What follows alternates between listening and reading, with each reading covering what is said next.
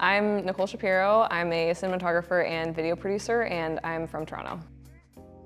I create commercials, I create music videos. I have kind of two brains or two hats that I wear usually, where I'm primarily on the creative end of things, so the cinematography, the crafting of the frame, the colors, the lighting, that kind of thing. And then I would say 40% or 30% of my other hat is producing, so the admin side, the budgeting, also curating the right teams and the right people that work well together. Ideally this year, I would love to step more into the commercial space where things are a little bit more cheeky, the writing is funny, the colors are very bold. There's lots of examples that I could give, but there's so much good work that's being put out in Toronto right now by a lot of agencies and production houses that I admire. So I'm always trying to do more and I strive to create commercials that are a little bit funnier and just more in depth with the writing behind it, not just a beautiful image. There's a meaning or a purpose behind what you're watching. I would love to work with clothing companies like Garage or NYX or any of the women-focused fashion brands. My whole career I've been supported by men, to be honest, and it's a very male-dominated industry, especially with the camera department.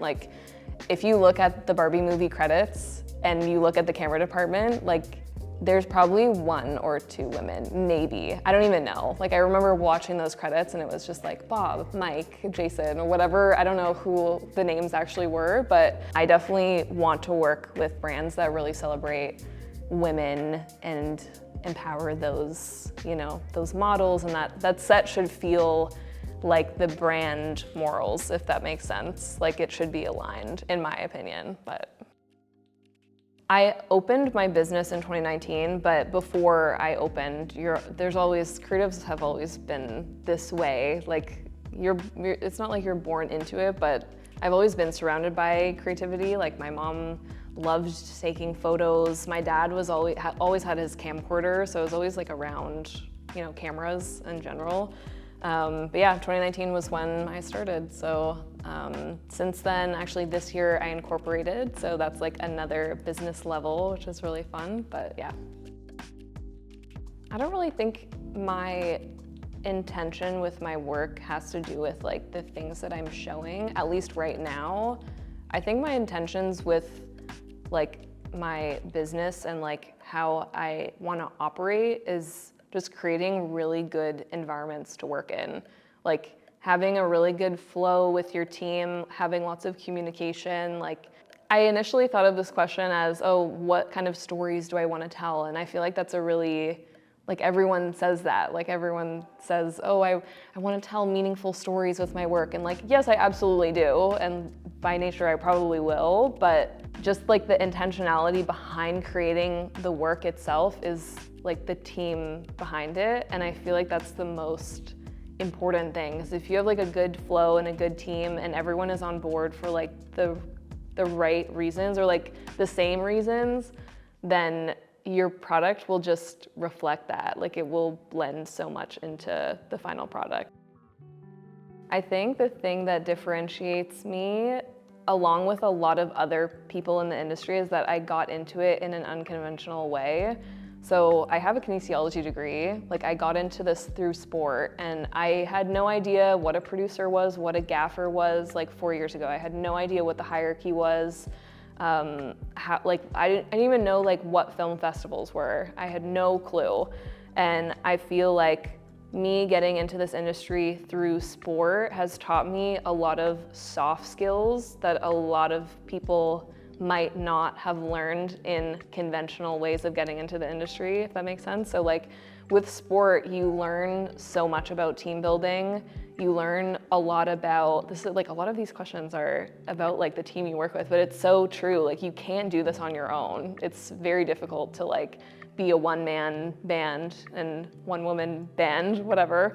Through sport, I learned so much about team cohesion and how important it is to create a good and like relaxing relationship with the people that you're filming as well. Because I was their athletic trainer at Laurier, I was with the basketball team, and whenever I would film their games, like they knew me, like I was with them every single day of the week, training them and like taping ankles and icing them and whatever.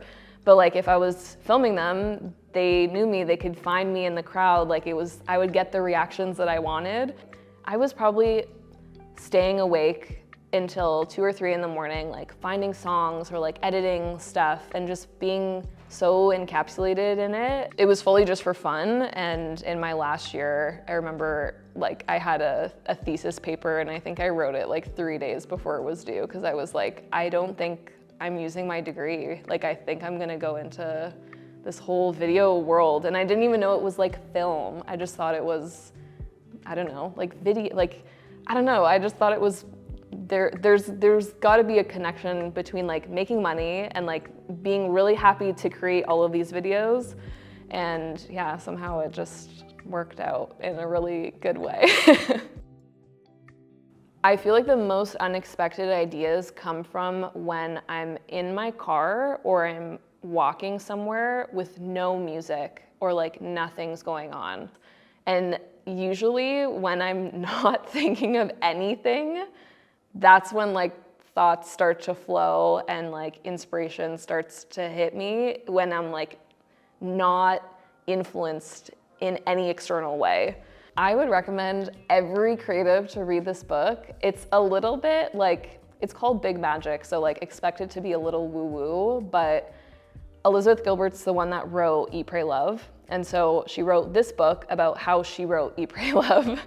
And it talks about, there's one section in the book that talks about ideas don't have ownership. She talks about these ideas that as if they're their own entity and they're like just floating around in space, and like if an idea lands with you, act on it, and if you don't act on it, it's going to visit someone else. It's an idea that probably tons of other people have thought of, but I am just choosing to execute on it. My execution is going to be different than someone else who had thought of the same idea.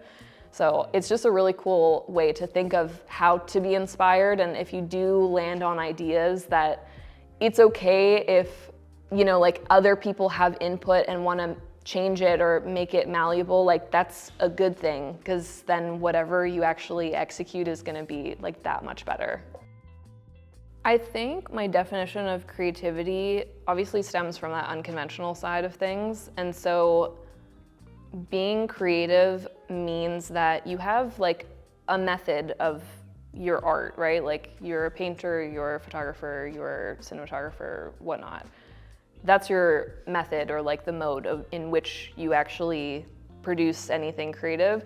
But like that source of inspiration, or like the reason in which why you use the mode of creativity is like, that's the thing that's really interesting to me, because I came from the sport world, and so I married the whole sport, fitness, health concept with video. And so to me, that's where creativity is like the coolest. I think creativity is like when you're able to marry two of those hobbies. Like if you are really passionate about one thing, try to find another thing that you are passionate about, and you kind of make a little niche for yourself in a good way. I transitioned between videographer to cinematographer completely by accident.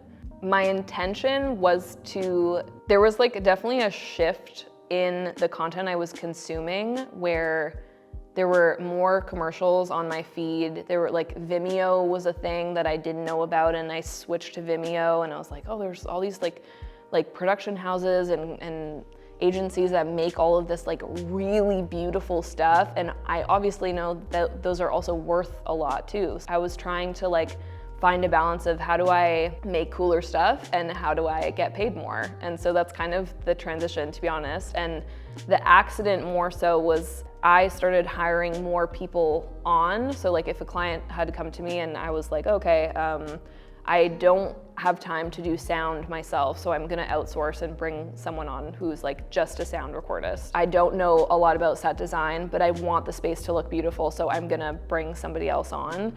and accidentally fell into the producer role, but I didn't know that's what I was doing. I just was like, oh, I want to make cooler stuff. I don't want to learn all of those things. Let me just pull in the people that do want to learn those things or do have the skill set and like build up a cool team and like, you know, use everyone's strengths to actually make something cool.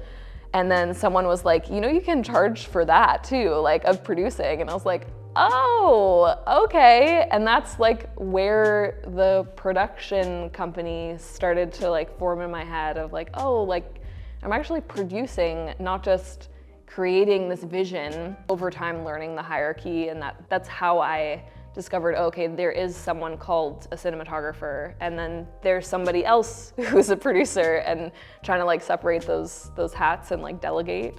But yeah, I'm so excited to see like where this takes me. I think in the future, in terms of what that cinematographer role might look like, it could totally change. Maybe I just become an operator. Maybe I'm like, I don't really know, but yeah, I'm really excited.